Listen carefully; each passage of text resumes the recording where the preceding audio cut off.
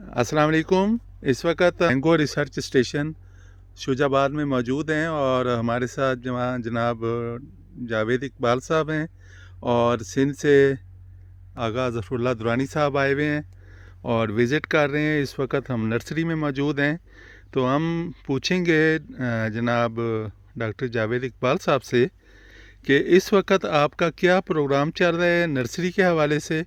आप किस चीज़ के ऊपर काम कर रहे हैं जनाब डॉक्टर साहब? शुक्रिया जनाब आसिफ साहब और आगा ज़फ़रुल्लाह साहब, आपने वक्त निकाला और ये स्टेशन हमारा विज़िट किया।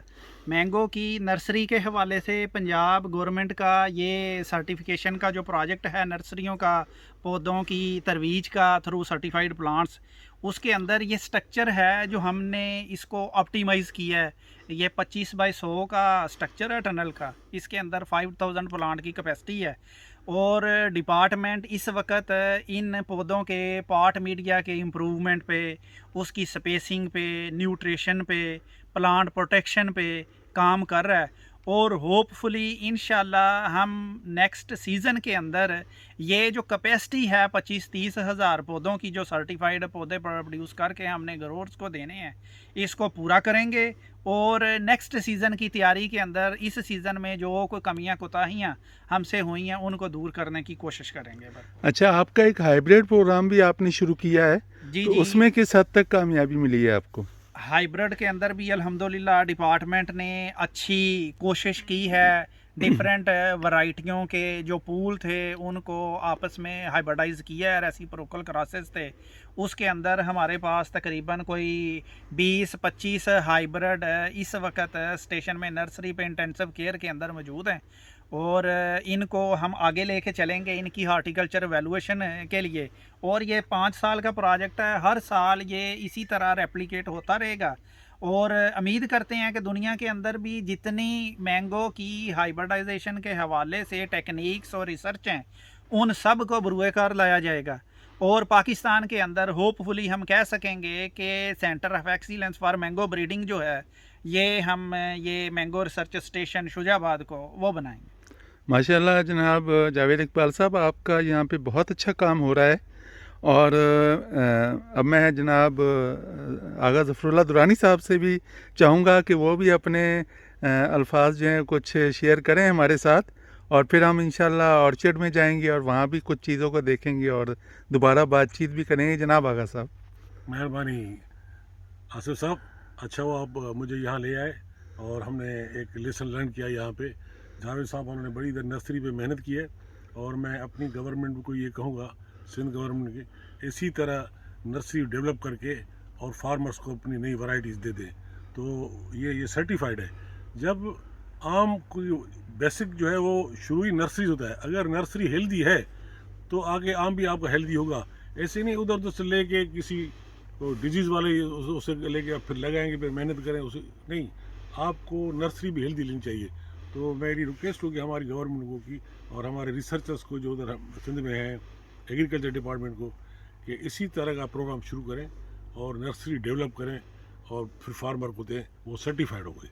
जी सर, बहुत शुक्रिया। आए अब हम फील्ड में चलते हैं और देखते हैं कि वहाँ पर हमारे जो जावेद साहब हैं वो कैसे मैनेज कर रहे हैं चीज़ों को, और फिर दोबारा बात करते हैं।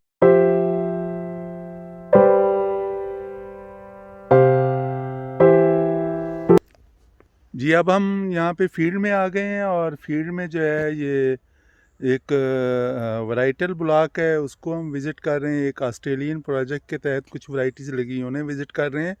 और सबसे जो बेहतरीन है वो यहाँ पर चिनाब गोल्ड लगा हुआ है मैंगो स्मार्ट ट्री सिस्टम में, और माशाल्लाह बहुत ही अच्छी ग्रोथ है और बड़ा अच्छा मेंटेन किया हुआ है। तो जावेद साहब से पूछते हैं कि इस पूरे प्रोजेक्ट के बारे में। जावेद साहब, ये कैसे मेंटेन हो रहा है? हमें तो बहुत अच्छा लग रहा है। जी आसिफ साहब, ये सिर्फ बहुत अच्छा लग नहीं रहा, ये बहुत अच्छा है भी।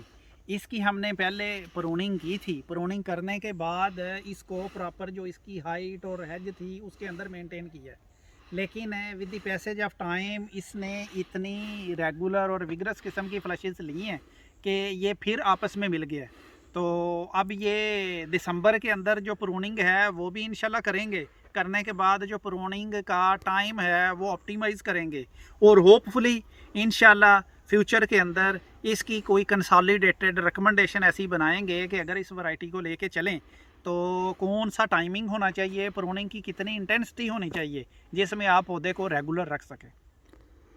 जी, और ये ऑस्ट्रेलियन जो वैरायटीज़ हैं, ये प्रोजेक्ट के बारे में कोई तफसील बताएंगे आप? जी जी, ये जो पॉलीम्ब्रियानिक वैरायटीज़ हैं ये रूट स्टॉक एवेलुएशन पर्पज़ के लिए 2008 में ASLP के तावन से ऑस्ट्रेलिया से इधर मैंगो रिसर्च स्टेशन पे 32 वैरायटीज़ थी जो इंपोर्ट करवाई गई थी। तो अब माशाल्लाह हेल्दी और बड़े पौधे उनके बन चुके हैं। तो इनकी जो पॉलीम्ब्रियानिक एक्सप्रेशन है उस पर डिपार्टमेंट काम कर रहा है और उसके बाद इनकी जो रूट स्टॉक की एवेलुएशन है वो होगी।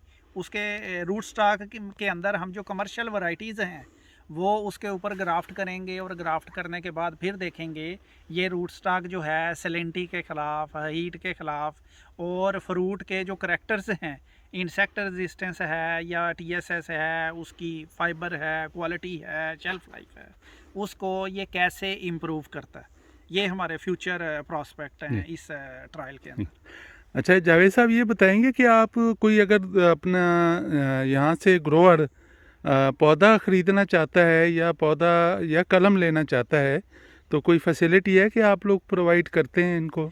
जी जी, जो कमर्शियल वैरायटीज़ हैं हमारे पास, जिस तरह पहले टनल के अंदर आपने देखे हैं, वो सालाना 20-25 हज़ार पौधे हैं जो हम ग्रोअर को सब्सिडाइज रेट पे बेचते हैं। वो 160 रुपये कीमत है एक पॉटेड प्लांट की, वो हम दे देते हैं। जो कलम है, कलम का बेसिकली हमारा मैंडेट नहीं है, ये आपने GPU खानेवाल से लेनी है, ये उनका मैंडेट है वो। क्योंकि अब ये सीड ला जिस तरह आ रहा है, फ्रूट ला आ रहा है, तो कोई भी कलम GPU के बगैर वो मिलेगी नहीं सर्टिफाइड प्लांट की। तो ये वहाँ से आपको रब्ता करना पड़ेगा। और जहाँ तक पॉलीम्ब्रियानिक की बात है, पॉलीम्ब्रियानिक वैरायटीज़ ऑलरेडी हमारे पास जो हैं लिमिटेड हैं, थोड़े पौधे हैं, इसलिए हम ज़्यादा कलम देने से गुरेज ही करते हैं। क्योंकि यहाँ पे जो प्लांटिंग मटेरियल है वैल्यूएशन के लिए है, जी जी। उसमें इसकी ज़्यादा खपत है। और अगर कोई स्पेशल आपको कोई वैरायटीज़ का ऑर्डर करे तो क्या आप वो भी आप करके दे देते हैं, बना के दे देते हैं उन्हें? ये कमर्शियल जो वैरायटीज़ हैं ये सारी देते हैं और सारी वैरायटी जो होती हैं डिमांड बेस ही होती हैं। मार्केट ड्रिवन है ना सारी वैरायटी, जिसकी डिमांड जी होती जी। है वो कहते हैं चनाब गोल्ड लोग लेते हैं, चौंसा लेते हैं, उसके बाद अजीम चौंसा है, फिर ये दुशहरी है। जितनी कमर्शियल वैरायटीज़ हैं हमारे पास उन अच्छा, सब के ये पौधे जो होते हैं। वैरायटी है खाली सिंध पंजाब सूबे वाले ले सकते हैं, कोई और सूबे वाले भी ले सकता है इसमें से? ले सकते हैं, सारे ले सकते हैं, पेमेंट करके अपनी है। पेमेंट करके आप अच्छा, ले मुझे एक बात बताएं, ये जो लगे हुए हैं बेड पे, सकते हैं। जी, ये सारी लगे आम बेड लगे हुए, इस पे और जो फिलेट करते हैं ज़मीन में लगाते फिलेट पे, उसमें आप क्या फ़र्क ग्रोथ को ज़रा बताइए। और क्या एहतियात करनी चाहिए बेड अगर बनाए तो? हाँ, देखें मैंगो की जो बेड प्लांटेशन है ये प्लांट्स की रिवाइवल और जो वाटर सेविंग है उसके लिए बेहतरीन ऑप्शन है। जिस तरह हमारी फ्यूचर के अंदर एग्रीकल्चर ग्रोथ स्ट्रेटजी है जिसको हम यूटिलाइज़ कर रहे हैं कि ज़मीन का 1 इंच और पानी का 1 कतरा, in scenario of climate change, in scenario of water scarcity and deficiency, तो कोई भी फार्मर वही कामयाब होगा जो वाइज डिसीजन करेगा।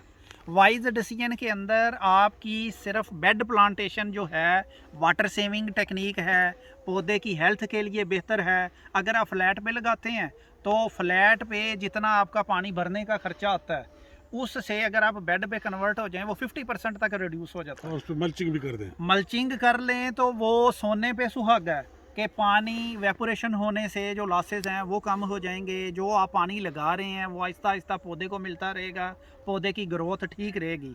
और ये देखें ना, बिजली की जो कीमतें हैं वो पहुंच से बाहर होती जा रही हैं।